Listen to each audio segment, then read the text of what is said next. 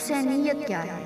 حسینیت حق کی خاطر ڈٹ جانا ہے، کسی بھی طرح کے حالات میں، کتنے ہی مصائب و آلام میں حق اور سچ کے لیے کھڑے رہنا، اور نہ صرف کھڑے رہنا بلکہ جو کچھ اور جتنا ہو سکے قربان کر دینا، صرف اس احساس کے تحت کہ اللہ تم سے راضی و خوش ہوگا۔ یہ حسینیت ہے۔ اور یزیدیت اسلام کا کھلم کھلا انکار نہیں ہے، کیونکہ اسلام کا کھلم کھلا انکار کرتے تو اسے ابو جہل یا ابو لہب بھی کہتے ہیں۔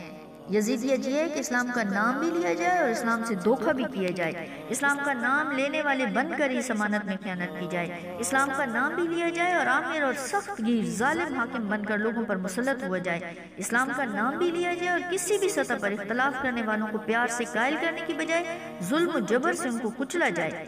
یزیدیت در پردہ اسلامی نظام کے خلاف ہے اور اسلامی نظام کے ساتھ دھوکہ ہے۔ یہ لوگوں کے حقوق غصب کرنا اور ہر غلط راہ اختیار کر کے صرف خود کو اقتدار اور طاقت میں رکھنا ہے۔ ظالم کا ظلم اور کمزور و بے بس پر حکومت جمائے رکھنا یزیدیت ہے۔